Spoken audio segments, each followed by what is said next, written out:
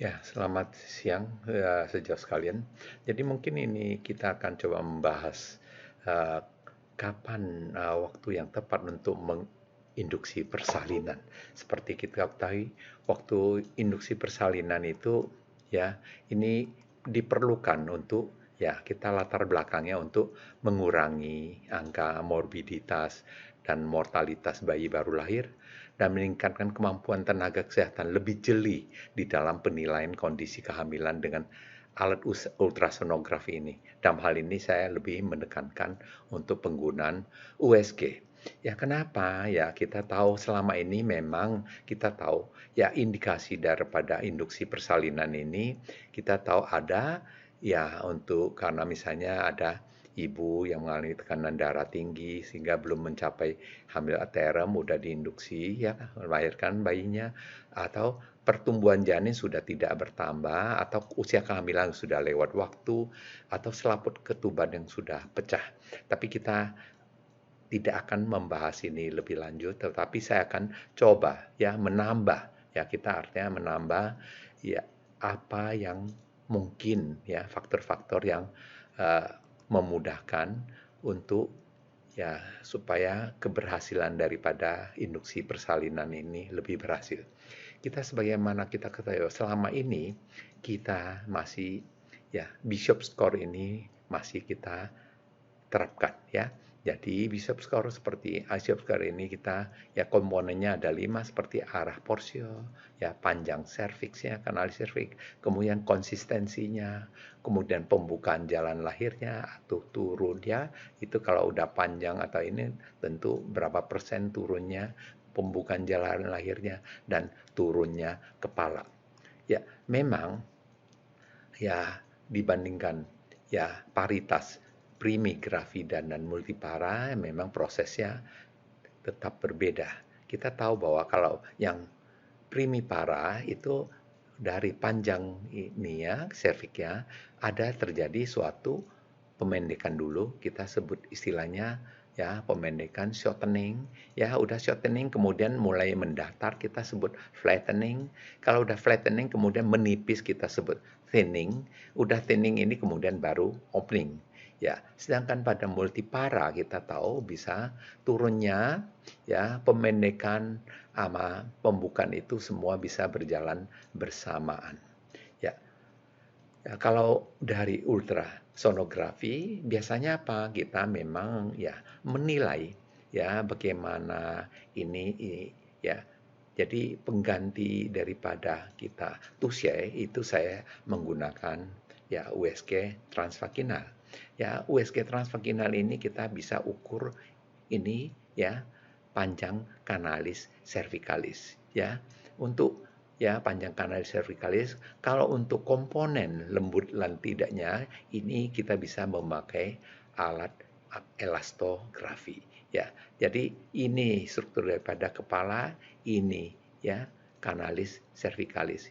Ini yang warna ini itu ya itu yang kita pergunakan untuk elastografi ya seperti elastografi itu kita ya untuk mengukur suatu kelembutan daripada suatu jaringan ya selama ini di ya onkologi dipakai untuk menentukan ganas dan tidaknya ya keras dan lembutnya kemudian ya kalau misalnya dari ya itu tadi kanalis cervicalis yang panjang.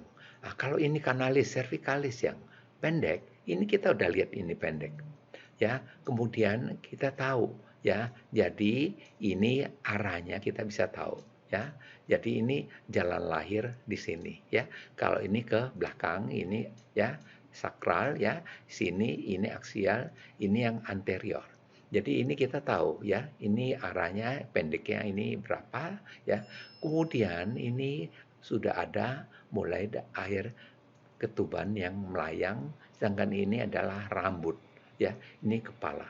Ya, dari ini kalau kita pakai tusia tentu seolah-olah udah ya tipis ya, tapi kalau pakai USG karena kita nggak menyentuh kita bisa ngukur kurang lebih ini 1,2 cm ya. Tapi bukan hanya panjang pendeknya kanalis cervicalis yang kita tentukan, tapi ini ada hal lain yang ingin saya kemukakan, ya. Terutama memang kita tahu selama ini kalau kita USG itu sudut pandangnya itu menggunakan air tuban.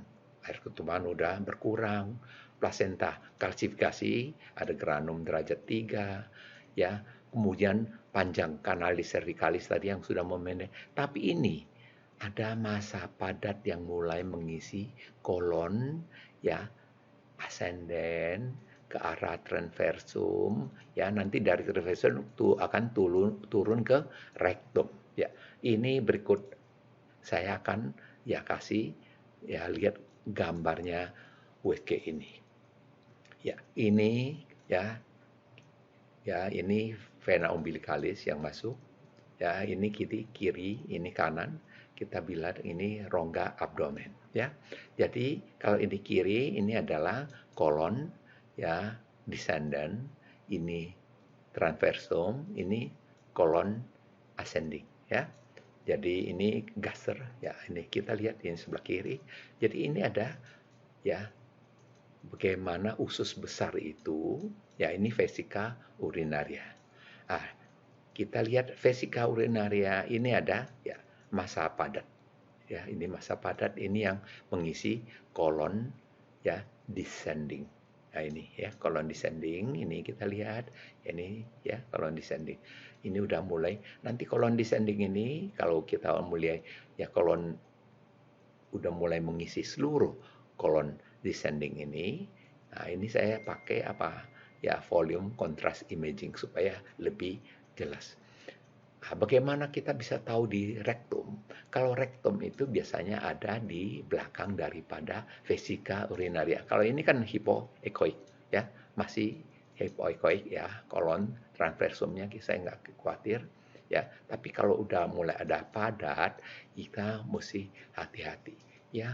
Apalagi misalnya sampai di daerah rektum, ya. Jangan, karena kalau kita induksi misalnya butuh waktu lama, kita juga menilai misalnya ya ada air tuban, ya, ya ini plasenta kepala, ya, ini presentasi kepala, ada presentasi kepala. Jadi kita bisa lihat, ini. Jadi ya kita masih lihat lebih baik. Jadi ya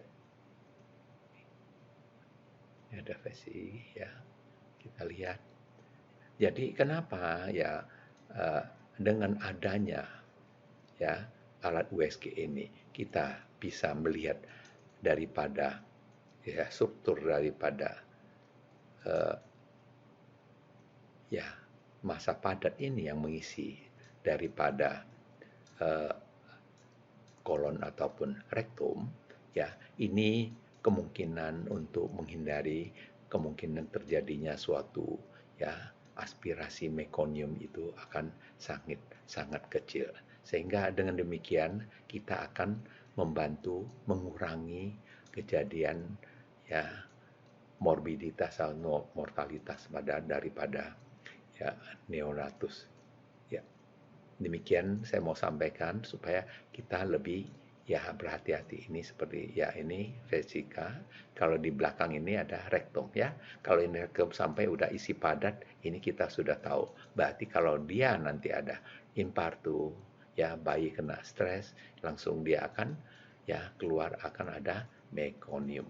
Demikian saya mau sampaikan, ya mudah-mudahan ini ya bisa menambah wawasan kita, karena selama ini ya untuk kita di buku itu belum ada ini faktor untuk ya adanya massa padat di daerah rektum ataupun ya kolon descending itu dimasukkan ya ke dalam faktor dalam untuk induksi risiko indikasi induksi persalinan. Ya, terima kasih.